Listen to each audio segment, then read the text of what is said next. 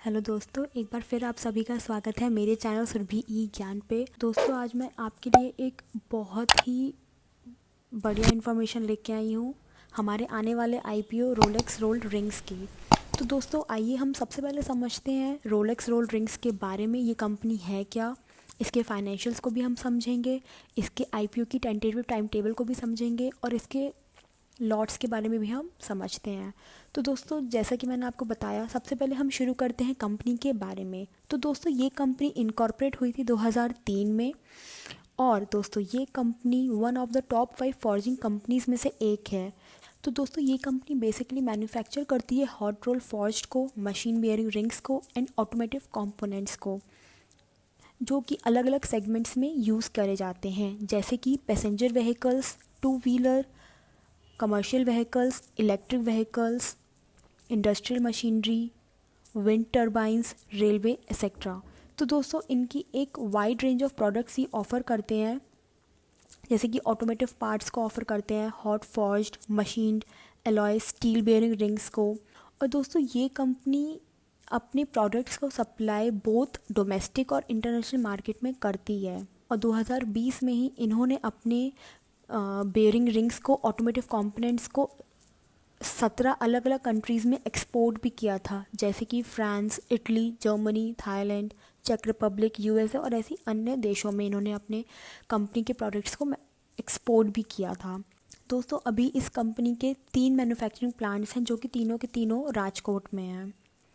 आइए दोस्तों, इस कंपनी की कॉम्पिटिटिव स्ट्रेंथ को समझते हैं। तो दोस्तों, जैसे कि मैंने अभी आपको बताया, ये company one of the leading forging companies में से एक है।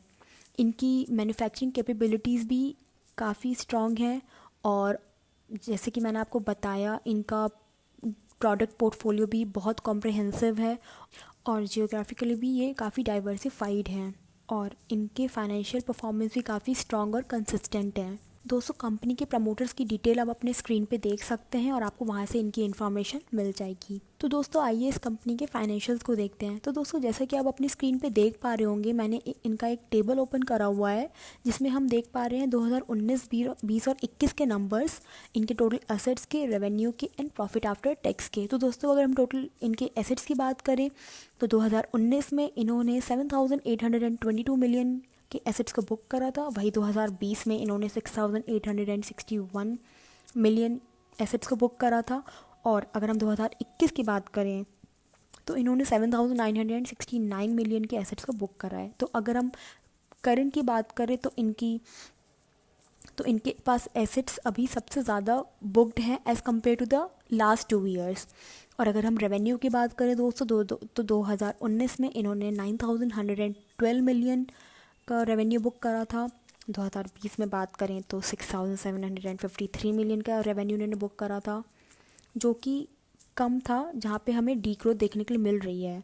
और अगर हम 2021 की बात करें तो हमें फिर से नंबर्स में डी ग्रोथ देखने के लिए मिल रही है, जो कि 6,197 मिलियन। और दोस्तों, अगर हम प्रॉफिट आफ्टर टैक्स की बात करें तो 2019 में इन्होंने 590 मिलियन का प्रॉफिट आफ्टर टैक्स बुक करा था। 2020 में 529 मिलियन का प्रॉफिट आफ्टर टैक्स बुक करा था। और वहीं अगर हम 2021 की बात करें तो इनके प्रॉफिट आफ्टर टैक्स में नंबर में एक बहुत ही अच्छा जंप हमें देखने के लिए मिल रहा है, जो कि 869 मिलियन का इन्होंने प्रॉफिट आफ्टर टैक्स बुक करा है।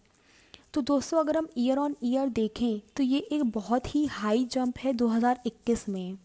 आइए दोस्तों, हम इस कंपनी के आईपीओ के ऑब्जेक्टिव को समझते हैं। तो इनका सबसे पहला ऑब्जेक्टिव है funding long term working capital requirement, और जो ज़्यादातर सभी कंपनीज़ का होता है जब वो अपने आईपीओस को लॉन्च करती हैं। और दूसरा है जनरल कॉरपोरेट पर्पस। आइए दोस्तों, अब हम समझते हैं इसके आईपीओ का टेंटेटिव टाइम टेबल। तो दोस्तों, आईपीओ की ओपन डेट है 28 जुलाई 2021 और आईपीओ की क्लोज डेट है 30 जुलाई 2021। तो यानी कि आप 30 जुलाई को 2 बजे तक, टेंटेटिवली 2 बजे तक आप इसकी आईपीओ के लिए अप्लाई कर सकते हैं। इसका अलॉटमेंट डेट है 4 अगस्त और इसके जो क्रेडिट हैं, जो जिनको भी अलॉटमेंट मिलेगा उनके डीमेट अकाउंट में क्रेडिट होंगे 6 अगस्त को। और आईपीओ की टेंटेटिव लिस्टिंग डेट है 9 अगस्त। आइए दोस्तों, इसके हम लॉट साइज़ को समझते हैं। तो दोस्तों एप्लीकेशन के मिनिमम लॉट साइज़ है 1, जिसमें हमें 16 शेयर मिलेंगे और उसका अमाउंट कट ऑफ अमाउंट लगभग होगा 14,400 रुपये।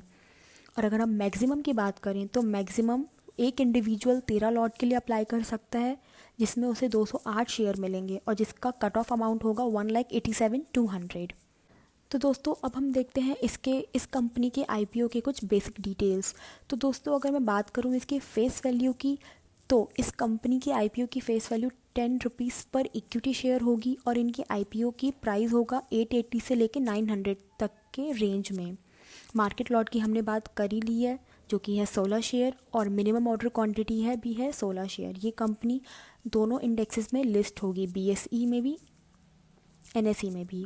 तो दोस्तों मेरा सजेशन ये है कि अगर हम इस कंपनी की करंट परफॉर्मेंस की बात करें, करंट फाइनेंशियल्स की बात करें, तो इस कंपनी की हमें एक अच्छी ग्रोथ देखने के लिए मिली। और अगर हम इस कंपनी के मार्केट डाइवर्सिफिकेशन की बात करें, प्रोडक्ट सेगमेंट्स की बात करें और प्रोडक्ट डाइवर्सिफिकेशन की बात करें, तो ये कंपनी में हमें पॉजिटिव चीज़ें ज़्यादा देखने के लिए मिली। तो दोस्तों मेरी सलाह ये है कि ज़्यादा नहीं, लेकिन आप इस कंपनी के मिनिमम एक लॉट के लिए आप अप्लाई कर सकते हैं। ज़्यादा मत करिएगा, एक के लिए मिनिमम एक आप कर सकते हैं। तो दोस्तों मेरा ये सजेशन आप लोगों के लिए रहेगा कि ज़्यादा नहीं, बट हाँ मिनिमम एक लॉट के लिए अगर आप चाहें तो अप्लाई कर सकते हैं।